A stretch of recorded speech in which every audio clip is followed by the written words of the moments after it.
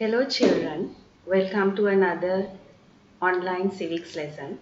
Last week we discussed about our society and how the society evolved from a simple to a complex one. Today we will talk about the interrelationships in the society. What is interrelationship? It is the way in which two or more people are connected and affect one another.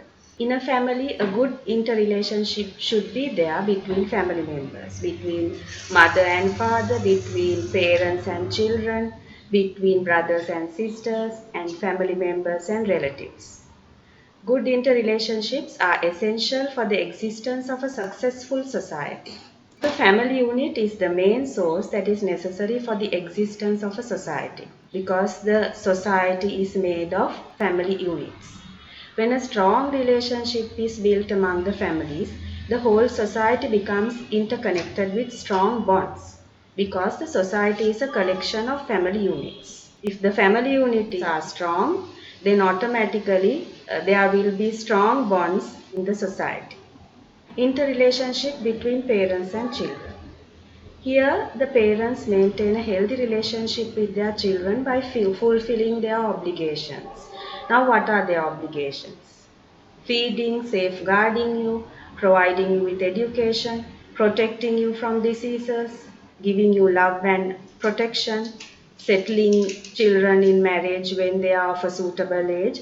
All those things are obligations of a parent.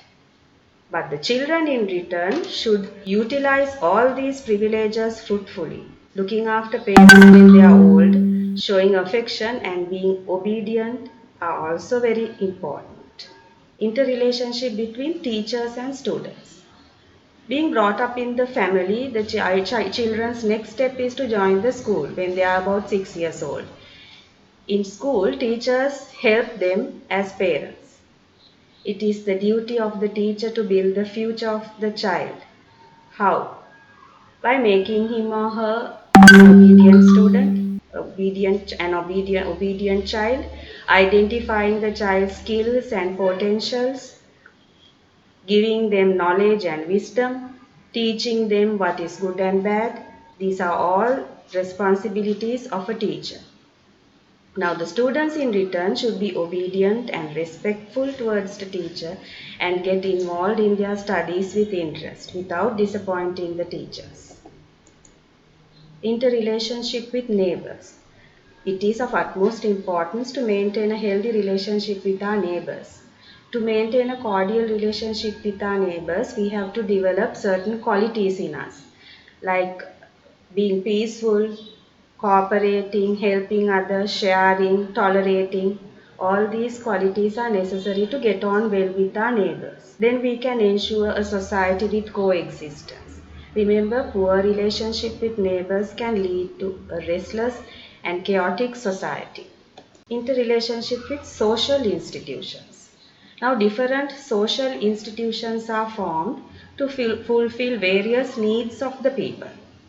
Some examples for these social institutions are funeral societies, youth clubs, sports clubs, village development societies, and so on. So these societies are formed or directed towards us for the well-being of the people, for our well-being. And therefore it is important to maintain a good relationship with them, with these social institutions. Now children, I have two questions for you. You can answer them in your civics book. The first one is, write 3 steps that can be followed to enhance interrelationship with parents and children. Number 2, write 3 benefits that can be obtained by maintaining good interrelationships with neighbors. Have a nice day.